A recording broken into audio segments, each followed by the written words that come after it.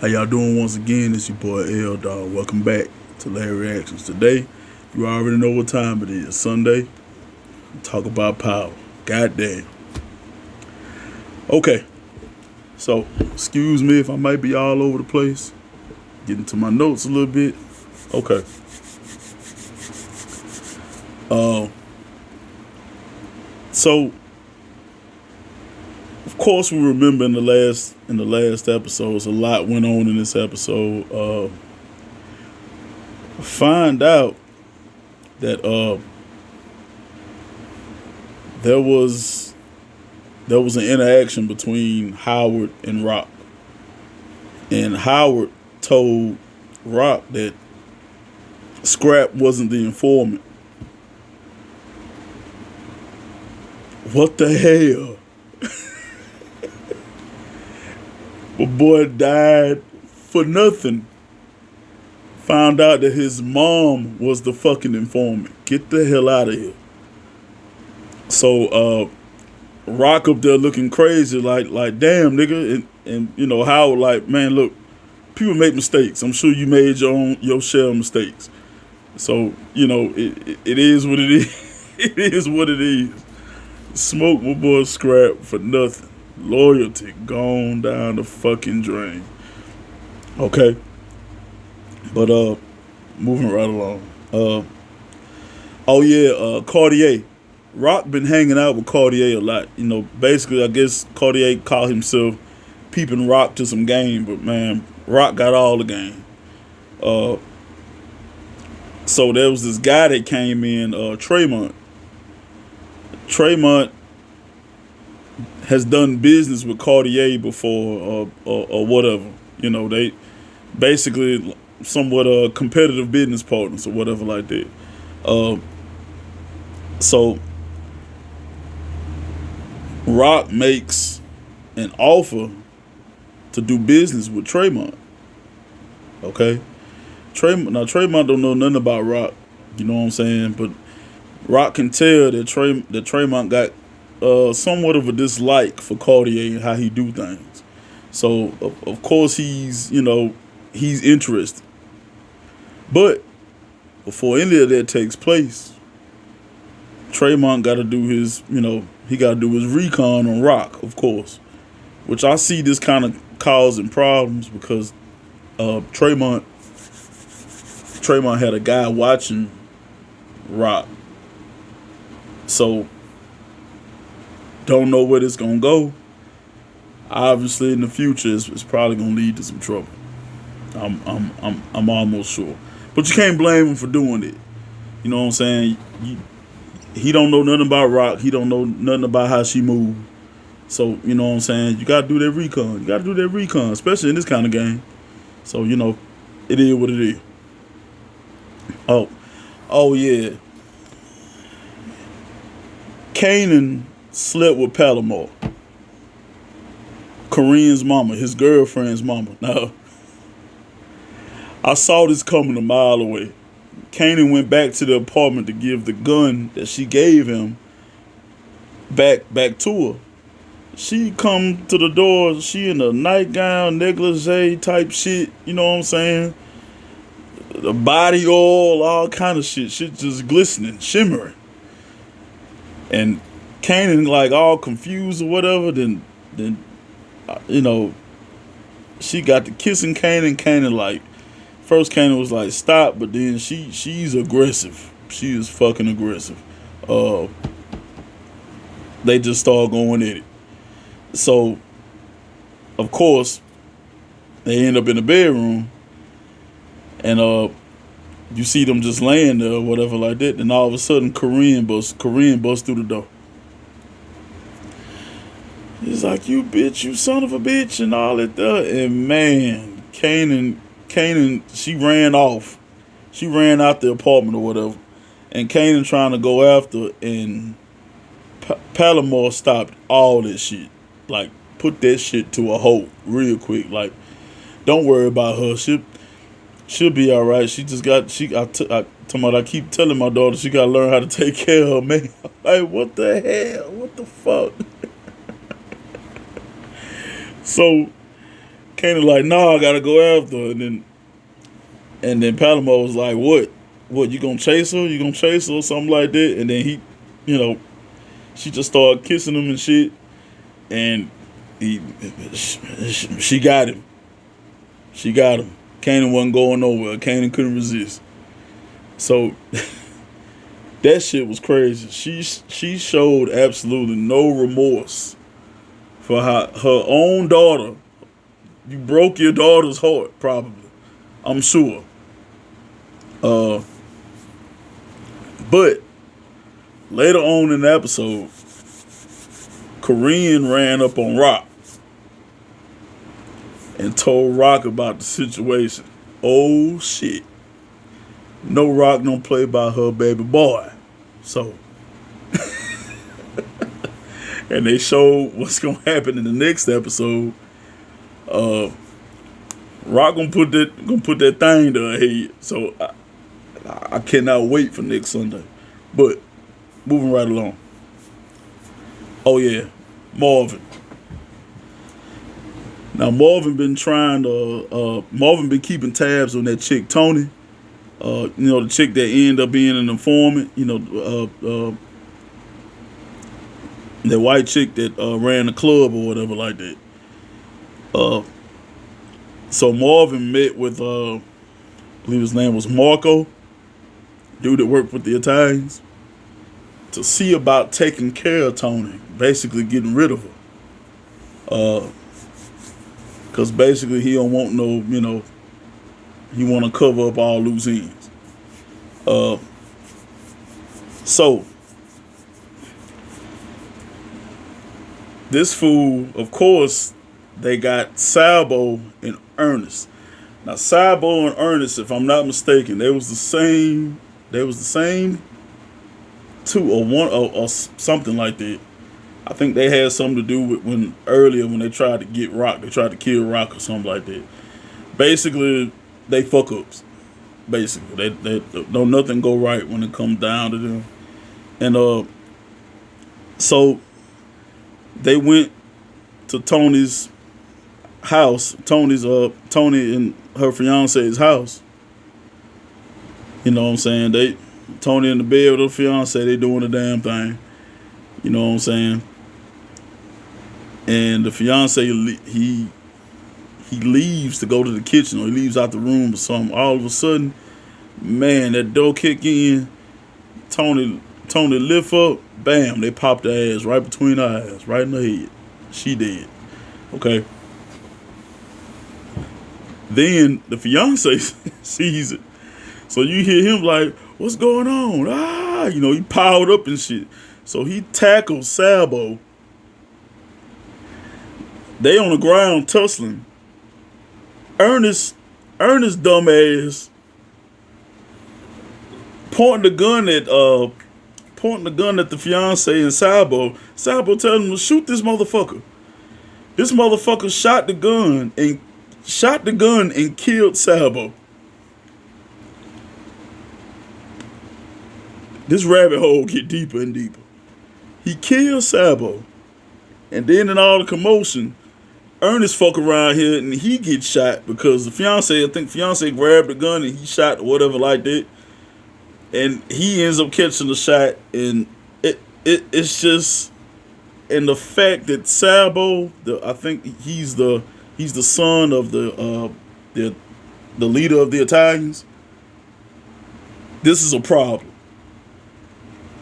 And I'm pretty sure this is going to be a big ass problem for Marvin.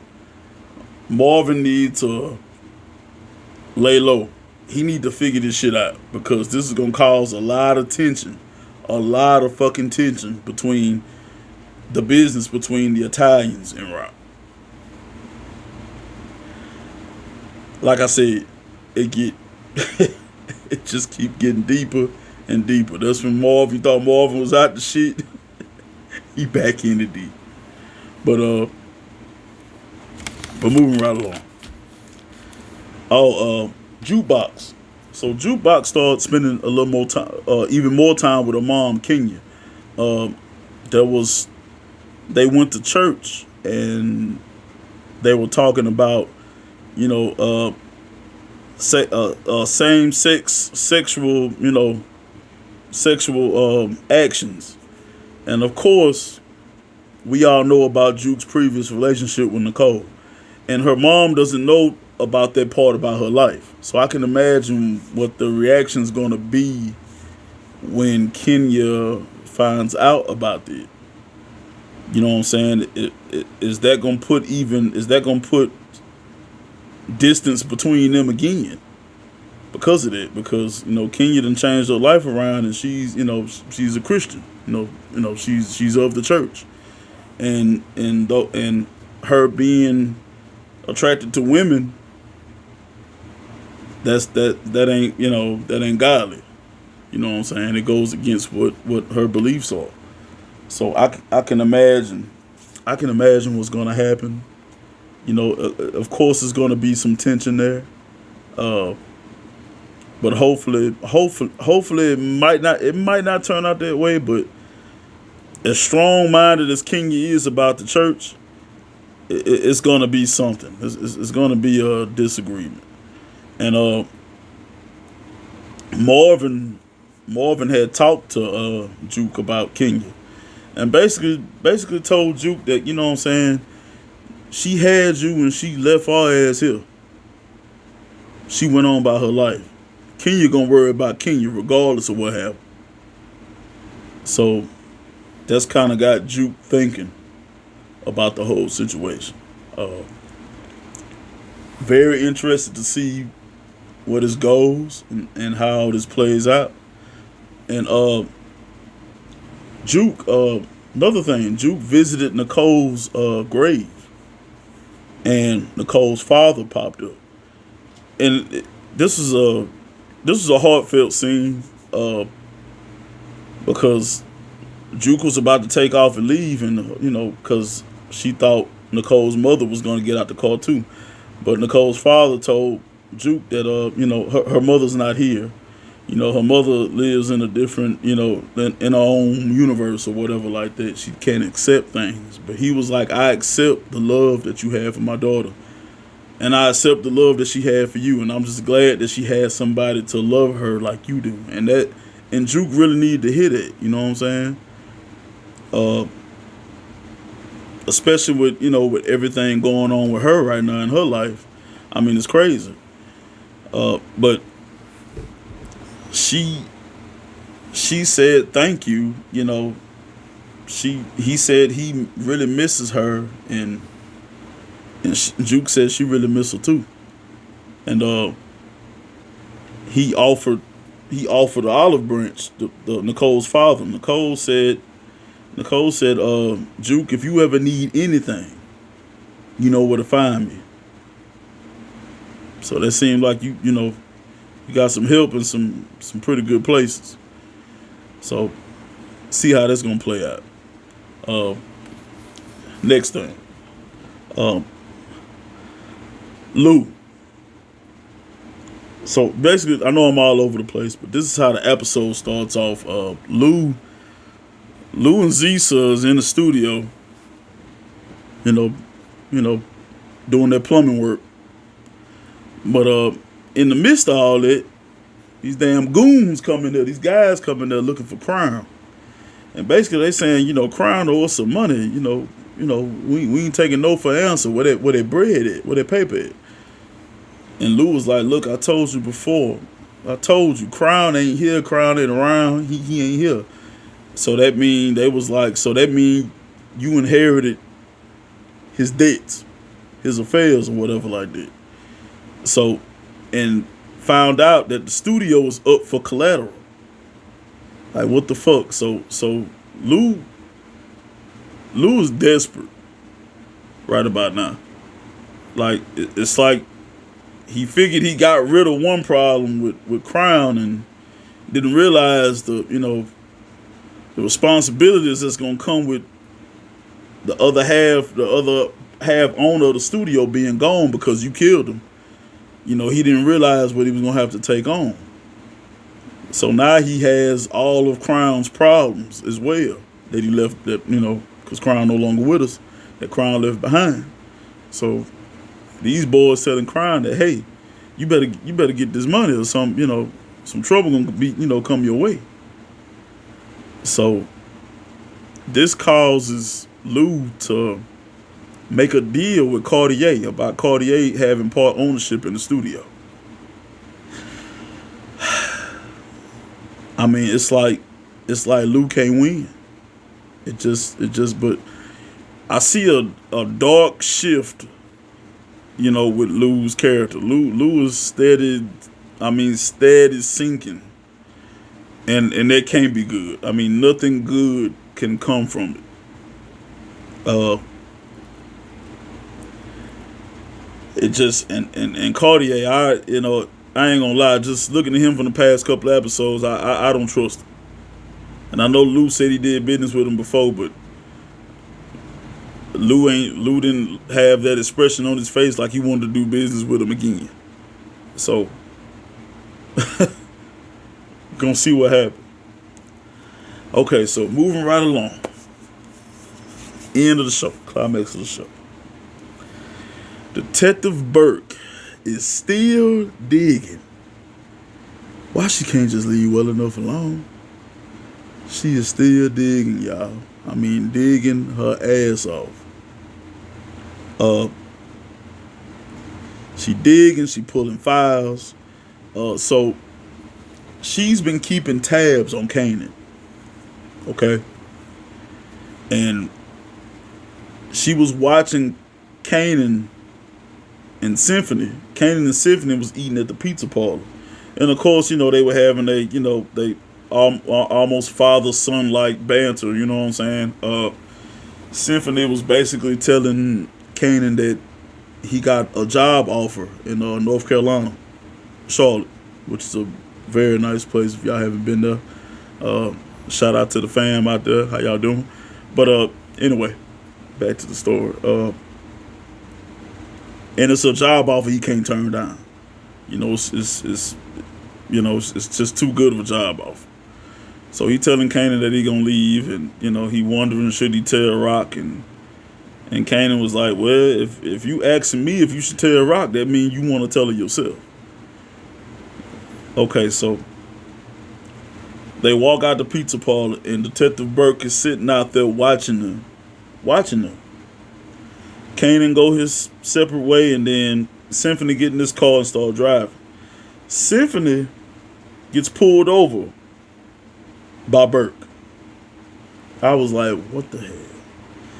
So Detective Burke, she get out the car and she pull up, she walk up on Symphony.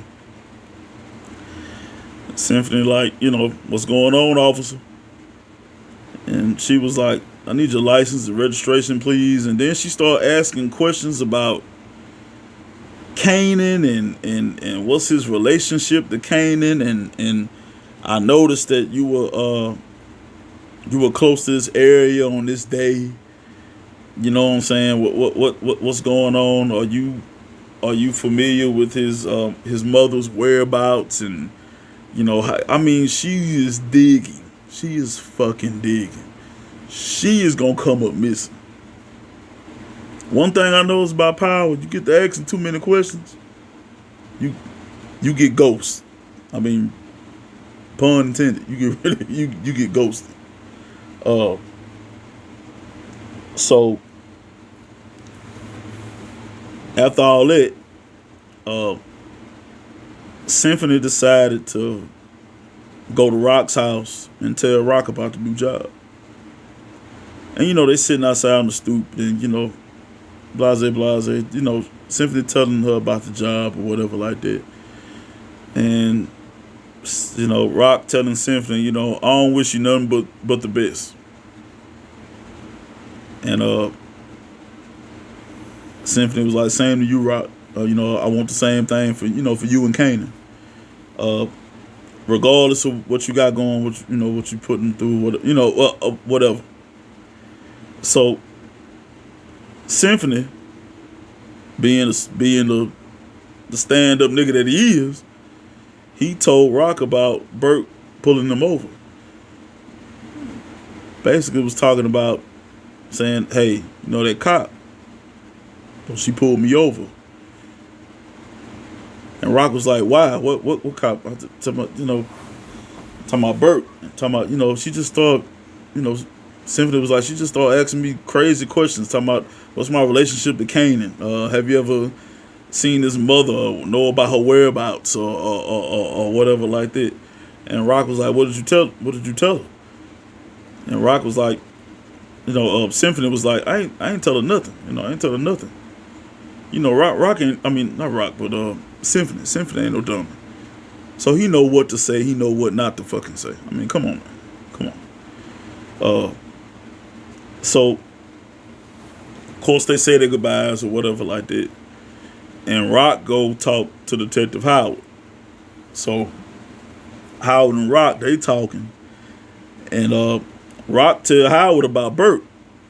Talking about, that detective bitch coming on too close. She digging too much. And Howard like, man, Burke like a dog with a bone. It ain't going nowhere. You ain't got to worry about her. But and then Howard, he kind of switch it around. Talking about your boy. What about your boyfriend? Oh, Rock was like, you ain't got to worry about him. Talking about, and Detective Howard was like, sound like he a problem. What you looking at her like what you gonna do about it? So you see Symphony packing his bags in the car. And then you see you see Rock sitting in the car, and I'm like, oh shit. Rock cut the headlights off and she pulls up, she driving by Symphony car, and she got the piece. And she aims it out the window. I was like, why? You are not about to kill Symphony. Symphony ain't done nothing to nobody. He been there when you needed him. What the fuck? But right when she drove by Symphony, she pulled the gun back in. And she didn't kill him. And Symphony was looking like who the fuck was that? Symphony really didn't notice. He just noticed the lights was off and the car just rolled by. Little did he know that his life was about to be taken. I can't wait for next Sunday. I cannot wait for next Sunday. 50 Cent, Curtis Jackson. This shit is gold. I cannot wait. But y'all let me know down in the comments what y'all think gonna happen, what y'all theories gonna be. I'm anxious to know what y'all think what's gonna happen before the series ends. So make sure y'all like and subscribe. And make sure y'all comment down below. And make sure y'all like and subscribe again. God bless the Fed. Whoa.